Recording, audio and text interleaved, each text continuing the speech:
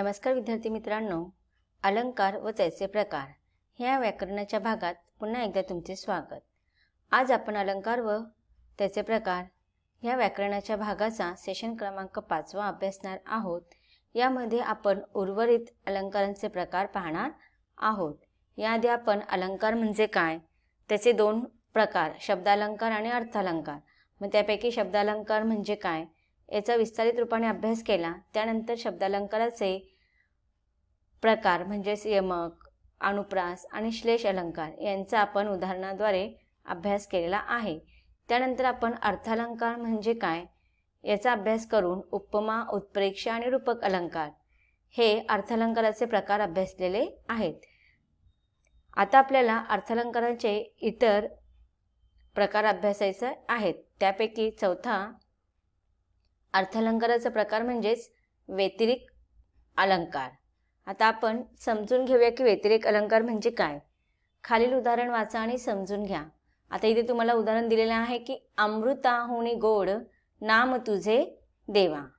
आता बघा ह्या उदाहरणामध्ये देवाचे नाव हे अमृतापेक्षाही श्रेष्ठ आहे असे सांगितलेले आहे। अमृत हे श्रेष्ठ तर असतेच, पण अमृतापेक्षाही श्रेष्ठ असे ईश्वराचे नामस्मरण आहे असं वर्णन इथे केलेलं आहे। म्हणजेच या उदाहरणामध्ये देवाचे नाव हे काय येणार आहे, उपमेय। अमृताहुनी हे काय येणार आहे, उपमान। अमृताहुन हा शब्द उपमान येणार आहे आणि नाम तुझे देवा म्हणजेच उपमेय काय असणार आहे, नाम तुझे देवा। मग अशा रीतीने उपमेय नाम तुझे देवा म्हणजेच देवाचे नाव हे उपमेय आहे आणि अमृत हे उपमान आहे। देवाचे नाव गोडीच्या बाबतीत अमृतापेक्षा सुद्धा श्रेष्ठ आहे असे इथे सांगितलेले आहे। म्हणजे जेव्हा उपमेय हे उपमानापेक्षा श्रेष्ठ असते असं वर्णन जिथे केलेलं असतं तिथे आपण व्यतिरिक अलंकार आहे असं म्हणतो। व्यतिरिक अलंकाराचे वैशिष्ट्य काय की उपमेय हे उपमानापेक्षा सुद्धा श्रेष्ठ आहे। वरील उदाहरणामध्ये परमेश्वराचे नाव गोडीच्या बाबतीत अमृतापेक्षाही श्रेष्ठ आहे असे मानले आहे। जेव्हा कोणत्याही काव्यात किंवा वाक्यात उपमेय हे उपमानापेक्षा श्रेष्ठ आहे असे मानले जाते तेव्हा तिथे व्यतिरिक अलंकार होतो। व्यतिरिक या अलंकाराच्या उपमेय हे उपमानापेक्षा श्रेयस असल्याचे वर्णन केलेले असते। आता इथे एक आपल्याला उदाहरण दिलेले आहे आणि त्यावरून आपल्याला उपमेय, उपमान आणि समान गुण याचा अभ्यास करायचा आहे। उदाहरण आहे, तू माऊलीहून मायाळ, चंद्राहुनी शीतळ, पानियाहुनी पातळ, कल्लोळ प्रेमाचा।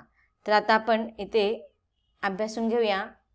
आपलं कवितेच्या ओळी आहेत, तू माऊलीहून मयाळ, मयाळ म्हणजेच आपल्याला काय म्हणायचं आहे, मायाळू।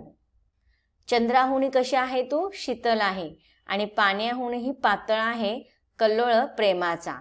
म्हणजेच इथे कोणाचं वर्णन केलेलं आहे तर परमेश्वराचा। तू म्हणजे कोण आहे इथे, परमेश्वर किंवा गुरु। मग इथे उपमेय काय आहे तर तू आहे। तू हे उपमेय आहे इथे आणि तू कोणासाठी संबोधित केलेलं आहे तर ते परमेश्वर किंवा गुरुसाठी संबोधित केलेलं आहे। मग त्याचे उपमान कोणाकोणाबरोबर लावलेले आहे, परमेश्वराची उपमा कोणाबरोबर केलेली आहे किंवा गुरुची उपमा कोणाबरोबर केलेली आहे तर माऊली बरोबर केलेली आहे, चंद्राबरोबर केलेली आहे आणि पाण्याबरोबर केलेली आहे। तर बघा इथे उपमेय काय आहे, तू म्हणजेच परमेश्वर किंवा गुरु, आणि परमेश्वराची तुलना कुणाबरोबर केलेली आहे किंवा कोणाला उपमान मानलेला आहे तर इथे आपण उत्तर लिहायचं आहे माऊली, चंद्र आणि पाणी। तर आता माऊली, चंद्र, पाणी आणि परमेश्वर आणि गुरु यांच्यामध्ये काय समान गुण आहेत तर माऊली कशी असते, मायाळू, तसेच आपले गुरु किंवा परमेश्वर मायाळू असतं। चंद्र कसा असतो, शीतलता देणारा असतो की नाही, शीतल असतो चंद्र। म्हणजेच इथे समान गुण काय दाखवलेला आहे, परमेश्वर, गुरु किंवा चंद्रामध्ये शीतलता. त्याचप्रमाणे पाणी कसं असतं? पातळ. मग परमेश्वर किंवा गुरु यांची प्रेम सुद्धा कसं असतो? त्याच्यामध्ये पातळपणा पाहायला मिळतो. मग इथे समान गुण आहे तर आपण बघायचं आहे. इथे चौकटीमध्ये काय लिहायचं आहे? उपमेय तू परमेश्वर गुरु. उपमानमध्ये माऊली आणि माऊली आणि परमेश्वरामध्ये काय समान गुण आहे? तर मायाळूपणा. त्याचप्रमाणे चंद्राहून उपमान असेल, चंद्र उपमान असेल तर दोघांमध्ये गुरु परमेश्वर किंवा चंद्रामध्ये समान गुण काय आहेत? शीतलता. त्याचप्रमाणे तिसरी उपमा दिलेला शब्द आहे पाणी. तर पाणी आणि परमेश्वर किंवा गुरु परमेश्वर आणि पाणी यांच्यामधील समान गुणधर्म कोणता आहे? पातळपणा. तर अशा रीतीने तुम्हाला परीक्षेमध्ये एखादी कवितेची ओळ देऊन उपमेय, उपमान आणि समान गुण त्या ओळीमध्ये लिहायला सांगतील. तर तुम्ही अशा पद्धतीने लिहायचं आहे. आता आपण पाहणार आहोत पुढचा अलंकाराचा प्रकार दृष्टांत अलंकार.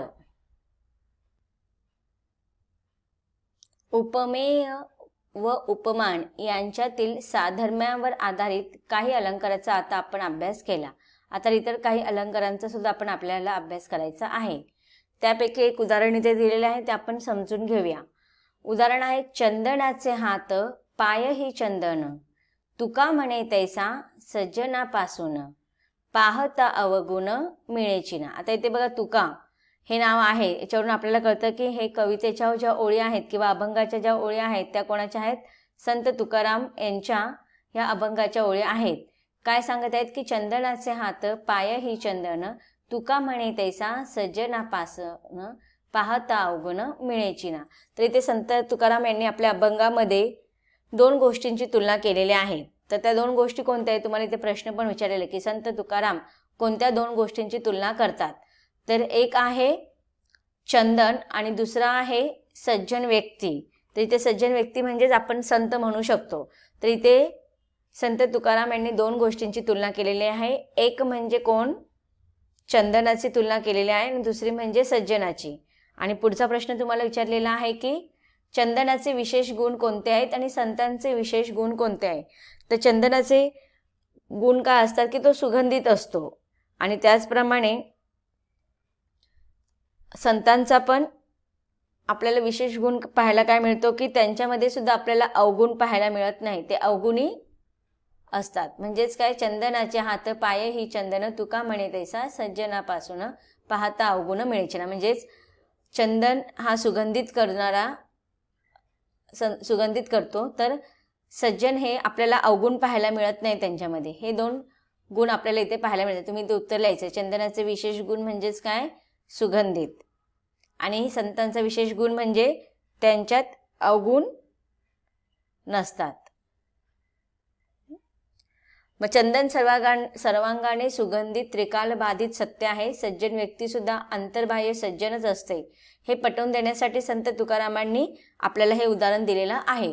म्हणजे सज्जन व्यक्तींची महती सांगण्यासाठी संत तुकाराम यांनी कोणाचा दाखला घेतलेला आहे किंवा कोणाचा दृष्टांत घेतलेला आहे? तर चंदनाचा. म्हणजे सज्जन व्यक्तींची महती सांगण्यासाठी संत तुकाराम यांनी चंदनाचा दृष्टांत घेतलेला आहे, चंदनाचा दाखला घेतलेला आहे किंवा चंदनाचं उदाहरण आपल्याला सांगितलेलं आहे. तर अशा रीतीने आपण दृष्टांत अलंकार इथे होत आहे. आणि ह्या दृष्टांत अलंकाराचे वैशिष्ट्य काय की एखादी गोष्ट पटवून देणे आणि ती पटवून देण्यासाठी समर्पक उदाहरणाचा वापर करणे. एखादी गोष्ट पटवून देण्यासाठी त्याच अर्थाचे एखादी समर्पक उदाहरण दिले जाते तेव्हा दृष्टांत अलंकार होतो. मग या उदाहरणामध्ये संत तुकारामांनी सज्जन व्यक्तीचे गुण समजावून देण्यासाठी, पटवून देण्यासाठी आपल्याला चंदन याचं उदाहरण घेतलेलं आहे, याचं दृष्टांत घेतलेलं आहे, त्यामुळे इथे दृष्टांत अलंकार होतो. दाखला घेतलेला आहे. दाखला म्हणजेच दृष्टांत. तर आता काय इथे उदाहरण आपण व्याख्या म्हणू शकतो की एखादे तत्व, एखादी गोष्ट किंवा एखादी कल्पना पटवून देण्यासाठी तसाच एखादा दाखला किंवा उदाहरण दिल्यास तिथे दृष्टांत अलंकार होतो. अजून एक उदाहरण आपण समजून घेऊ. आता पुढील उदाहरण आहे लहानपण देगा देवा मुंगी साखरेचा रवा, ऐरावत रत्न थोर त्यासी अंकुशाचा मार। तर इथे बघा देवाकडे विनवणी केलेली आहे, संतांनी कवींनी विनवणी केलेली आहे की लहानपण दे। संत तुकाराम परमेश्वराकडे लहानपण मागतात। ते कशासाठी? पटवून देताना मुंगी होऊन साखर मिळते आणि ऐश्वर्य संपन्न ऐरावत होऊन अंकुशाचा मार खावा लागतो, अशी इथे उदाहरणं दिलेली आहे। लहानपण देगा देवा मुंगी साखर याचा रवा, ऐरावत रत्न थोर त्यासी अंकुशाचं मार। म्हणजेच इथे लहानपण हे तुकाराम लहानपणीचं महत्त्व सांगण्यासाठी तुकारामांनी आपल्याला इथे दोन दृष्टांत दिलेले आहेत, दोन दाखले किंवा उदाहरण दिलेले। एक आहे मुंगीचं आणि दुसरं आहे ऐरावत। मुंगी छोटीच असते आणि ऐरावत म्हणजे हत्ती फार मोठा असतो। म्हणजे मुंगीसारखं जर आपण लहान होऊन आपलं जीवन व्यतीत केलं तर आपल्याला साखर खायला मिळते, आणि ऐश्वर्य संपन्न ऐरावत होऊन जर आपण जीवन जगायचा प्रयत्न केला तर आपल्याला तिथे अंकुशाचा मार खावा लागतो। तर याच्यासाठी लहानपण याचं वर्णन करताना कवीने संत तुकारामांनी दृष्टांत दिलेला आहे मुंगीचं आणि ऐरावतचं। तर ते तुम्हाला प्रश्न विचारलेला आहे की लहानपण देगा देवा मुंगी साखर याचा रवा, ऐरावत रत्न थोर त्यासी अंकुशाचा मार। याच्यामध्ये संत तुकाराम परमेश्वराजवळ हे मागणे मागतात। तर कोणते मागणे मागत आहेत ते? लहानपण दे। इथे चौकटीमध्ये तुम्हाला काय उत्तर लिहायचं आहे? लहानपण दे। त्याच्यानंतर दुसरा प्रश्न आहे रत्नासारखा थोर असलेला ऐरावताला सहन करावा लागतो। काय सहन करावा लागतं? तर अंकुशाचा मार। अंकुशाचा मार इथे तुम्ही लिहायचं आहे चौकटीमध्ये उत्तर। मुंगीला ही गोष्ट प्राप्त होते। तर कोणती गोष्ट प्राप्त होते?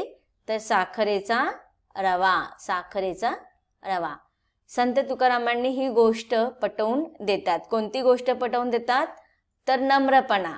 याच्यातून आपल्याला नम्रपणा हा गुण पाहायला मिळतो। त्यामुळे इथे संत तुकाराम नम्रपणा असावा अशी गोष्ट आपल्याला ह्या उदाहरणाच्या माध्यमातून पटवून देतात। आणि ते पटवून देण्यासाठी त्यांनी आपल्याला दोन दृष्टांत दिलेले आहेत, दोन दाखले दिलेले आहेत की मुंगीसारखा जर नम्रपणा ठेवला तर आपल्याला साखरेचा रवा खायला मिळेल, आणि ऐरावतासारखा जर अनम्रतापणा ठेवला तर आपल्याला अंकुशाचा मार खावा लागेल।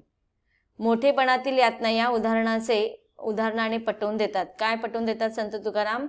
तर थोर ऐरावत अंकुशाचा मार।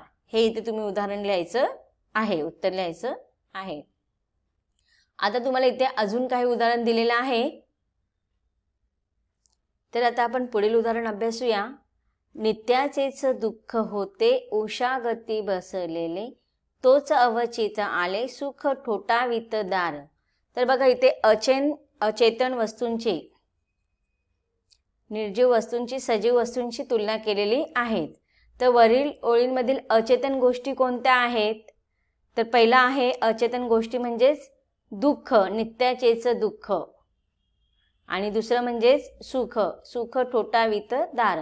तर वरील ओळींमध्ये अचेतन गोष्टी म्हणजेच सुख आणि दुःख। आता अचेतन गोष्टी कोणत्या क्रिया करत आहेत? तर दुःख काय करत आहे? उषागती बसलेले आहे। दुःख उषागती बसलेले आहे, आणि सुख ठोठावित दार म्हणजे दार ठोठावत आहे, आणि दुःख उषागत बसलेले आहे। अचेतन गोष्टी ज्या क्रिया करतात त्या मानवी आहेत का? हो, अशी इथे कल्पना केलेली आहे। म्हणजेच अचेतन गोष्टी ज्या क्रिया करत आहेत त्या मानवी क्रियाकलापाप्रमाणे करत आहेत, म्हणून इथे त्या गोष्टी आपण मानवी आहेत असे म्हणू शकतो। तर अशा रीतीने इथे अचेतन गोष्टी म्हणजेच निर्जीव गोष्टी सजीव असल्याची कल्पना केलेली आहे, म्हणून इथे चेतनागुणोक्ती अलंकार होतो। चेतनागुणोक्ती अलंकाराचं वैशिष्ट्य काय आहे? अचेतन वस्तूंना सचेतन म्हणजे सजीव, अचेतन म्हणजे निर्जीव, निर्जीव वस्तूंना सजीव मानले जाते, म्हणजेच अचेतन वस्तूंना सचेतन मानले जाते। त्या वस्तू सजीव प्राण्यांप्रमाणे किंवा माणसांप्रमाणे वागतात, हे चेतनागुणोक्ती अलंकाराचे वैशिष्ट्य असते। अचेतन वस्तूवर जेव्हा सचेतनचा किंवा मानवतेवर, प्राण्यांवर मानवी गुणधर्मांचा आरोप केला जातो तेव्हा तिथे चेतन गुणोक्ती अलंकार असतो। आता चेतन गुणोक्ती अलंकाराचा आपण व्याख्या समजून घेऊया। निसर्गातील निर्जीव वस्तू सजीव आहेत अशी कल्पना करून त्या मनुष्याप्रमाणे वागतात किंवा कृती करतात असे वर्णन जिथे केलेले असते तिथे चेतना गुणोक्ती अलंकार तयार होतो. आता इथे काही उदाहरण दिलेले आहेत ते आपण समजून घेऊया. आला हा दारी उभा वसंत फेरीवाला, पोते खांद्यावरी सौद्याचे देईल ज्याचे त्याला. पुढील उदाहरण आहे. कुटुंब वत्सल इथे फणस हा, कटी खांद्यावर घेऊन बाळे, कथिते त्याला कुशल मुलांचे गंगाजळीचे बेत आगळे. बघा आता ह्या उदाहरणामध्ये काय सांगितलेलं आहे. दुसरं उदाहरण आहे. कुटुंब वत्सल इथे फणस हा, कटी खांद्यावर घेऊन बाळे, कथित त्याला कुशल मुलांचे गंगाजळांचे बेत आगळे. तर ह्या उदाहरणामध्ये फणसाच्या झाडाला कुटुंब प्रमुख किंवा आई म्हटलेले आहे. लेकरांना कमरेवर खांद्यावर घेऊन माता जशी लाड करते, आई जशी लाड करते ना, तसाच हा फणस सुद्धा लाड करत आहे, कटी खांद्यावर घेऊन बाळे. त्यामुळे इथे कल्पना केलेली आहे, म्हणजेच फणसाच्या झाडावर मानवी भावनांचे आरोप केलेला आहे. म्हणजे जेव्हा निर्जीव वस्तू सजीव असल्याचं किंवा सजीव प्राण्यांना किंवा मानवी भावनांचे आरोप केलेले जाते तेव्हा तिथे चेतना गुणोक्ती अलंकार असतो. मग ह्या ओळींमध्ये आपल्याला निर्जीव वस्तूंची तुलना सजीव गोष्टींबरोबर केलेली आहे. तर अशा रीतीने इथे चेतना गुणोक्ती अलंकार तयार होतो. आता आपण पुढील एक उदाहरण समजून घेऊया. खालील वाक्य वाचून दिलेल्या चौकटीमध्ये उत्तर लिहायचं आहे. वाक्य आहे. मंगल मंगल गीत म्हणे अस्फुट रजनी मूकपणे. तर प्रस्तुत उदाहरणामध्ये अचेतन गोष्टी कोणती आहे, तर रजनी. रजनी म्हणजेच काय, अंधार किंवा काळोख. तर इथे प्रस्तुत याच्यामध्ये उदाहरणामध्ये अचेतन गोष्टी सांगितलेल्या ती म्हणजे रजनी, आणि अचेतन गोष्टीने केलेली कृती म्हणजेच मंगल गीत म्हणे. मंगल मंगल गीत म्हणजेच मंगल गीत म्हटलेले आहे, त्याने मंगल गाणे म्हटलेले आहे. अचेतन गोष्टीने केलेली कृती कशी आहे, तर ती मानवीय आहे. आता रजनी म्हणजेच अंधार कशा असतो, निर्जीव असतो, परंतु एखाद्या सजीव व्यक्तीप्रमाणे मानवाप्रमाणे मंगलगीत ती म्हणत आहे अशी कल्पना केलेली आहे. म्हणजेच इथे निर्जीव वस्तूंची सजीव वस्तूंप्रमाणे कृती केल्याचं वर्णन केलेलं आहे, म्हणून इथे चेतना गुणोक्ती अलंकार तयार होतो. तर विद्यार्थी मित्रांनो, अशा प्रकारे आपण अलंकार म्हणजे काय आणि त्याचे विविध प्रकार हे समजून घेतलेले आहेत. अलंकार व त्याचे प्रकार ह्या व्याकरणाच्या भागाचा इथे शेवट होत आहे. धन्यवाद.